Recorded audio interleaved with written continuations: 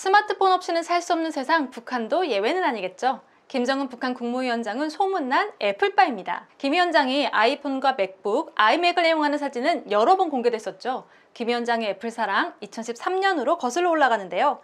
당시 애플 측은 사진 속 제품이 2009년부터 12년까지 판매됐던 최신 아이맥이라는 확인 사실까지 해줍니다. 북한에서는 아이폰을 원수님 손전화라고 부르고요. 김 위원장은 아이폰 신모델이 출시될 때마다 곧바로 수입해서 본인뿐만 아니라 고위 간부들에게 선물로 준다고 하네요. 그럼 애플바 김 위원장이 자신의 아이폰으로 가장 많이 검색한 것은 무엇일까요? 바로 김정은이었습니다. 하지만 북한 주민들은 아이폰 사용이 불가능하겠죠.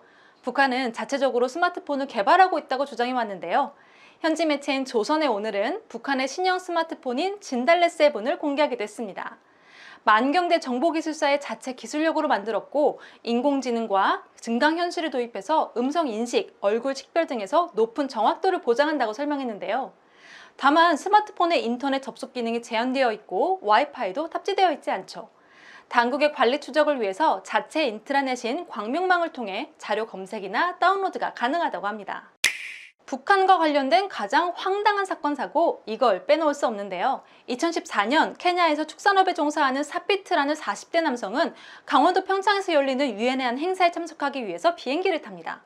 긴 비행 끝에 눈을 떴을 때 그가 내린 곳은 강원도 평창이 아닌 북한 평양 순안공항이었는데요. 티켓을 판매했던 여행사 직원이 평창의 영문 표기로 도착지 설정을 하다가 비슷한 평양으로 발권을 해버린 것이었죠. 뭔가 일이 잘못됐다고 느낀 건 비행기가 평양 상공에 도착했을 무렵이었습니다. 고도로 도시화된 한국이 아니라 발전이 되다만 듯한 평양의 풍경과 김일성, 김정일 부자의 초상화를 보고 나서야 본인이 평창이 아닌 평양에 내렸다는 걸 실감했다고 하죠.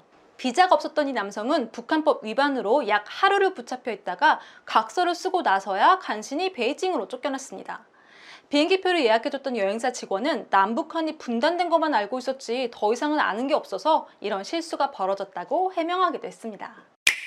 자본주의를 극혐하는 북한에도 명품은 존재합니다.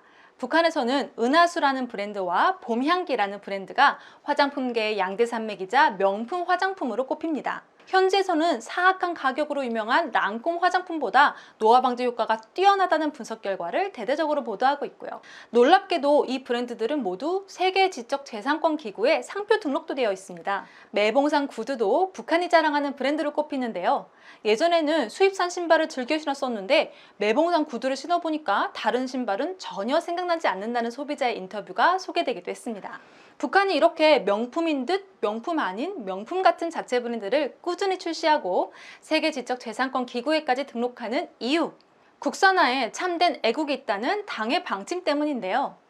노동신문은 남에게 의존하면 값비싼 대가를 치를 것, 국산화야말로 자기를 강하게 하는 유일한 길이며 애국 중에 애국이라면서 자력갱생의 토대 마련에 애쓰고 있습니다. 북한이 세계 최고의 기술력을 자랑하는 분야가 있습니다. 바로 동상 제작인데요. 세네갈에서 볼 수 있는 아프리카 최대 동상, 북한이 만든 겁니다. 세네갈 대통령이 하나로 약 300억 원을 주고 북한에 의뢰했는데요. 해당 동상은 북한 최고의 예술가 집단인 만수대 창작사와 만수대 해외 개발회사가 제작했고요. 이 회사는 나미비아와 콩고 민주공화국, 보츠와나, 베냉에서도 상징적인 동상을 제작한 것으로 알려져 있습니다.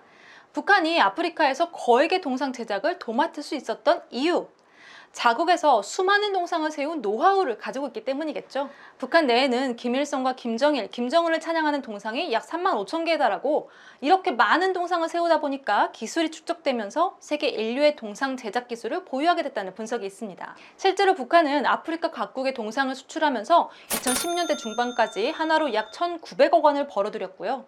이 때문에 동상을 제작하는 예술가 집단인 만수대 창작사가 외화벌이의 전위대가 됐다는 이야기까지 나왔죠. 그렇다면 북한 동상 제작 사업의 주요 고객이 아프리카에 몰려있는 이유는 뭘까요? 남북 간의 외교 경쟁이 치열했던 1970년대 당시에 아프리카 신생국에 동상을 만들어서 선물했던 것과 연관이 있습니다. 선물했던 각종 조형물이 인기를 끌자 김정일이 1980년대 중반부터 외화벌이의 수단으로 이용하기 시작한 거죠. 유엔 안보리는 2016년에 북한 동상의 수출을 금지했고 2017년에는 만수대 창작사의 해외 법인을 제재 명단에 올렸지만 현재도 북한은 아프리카 베냉에서 높이 30m의 대형 동상을 제작하고 있다고 하네요. 한국에서도 꾸준히 인기를 끌고 있는 불닭볶음면, 북한에도 있습니다. 북한판 불닭볶음면 열화 버전으로 불리는 매운 닭고기 맛 볶음국수와 짜장면인데요. 검은색 바탕에 왼쪽에 닭 캐릭터가 입에서 불을 뿜고 있는 디자인까지 한국의 불닭볶음면과 많이 닮았죠. 북한이 일종의 자본주의 맛이라고도 할 수 있는 이런 인스턴트 라면에 빠진 건 2000년대에 중국과 개성공단을 통해서 라면이 유입된 이후부터인데요. 여기에는 편의점도 한몫을 합니다. 북한 개성공단에서는 과거 회미리마트로 불리던 편의점 CU가 운영됐었는데요. 북한 내 유일한 편의점이던 CU에서 약 8년간 점장을 맡아온 직원에 따르면 북한 근로자에게 가장 인기 있는 제품은 신라면, 초코파이, 코카콜라, 그리고 아이스커피였다고 합니다. 특히 아이스커피는 얼음 자체가 워낙 귀한 데다가 일회용 플라스틱 컵이 레어템이다 보니까 하루에 100잔씩도 팔렸다고 하는데요. 개성공단이 다시 문을 열면 편의점에서 불닭볶음면 같은 라면이나 아이스커피를 즐기는 북한 주민들 다시 볼 수 있겠죠?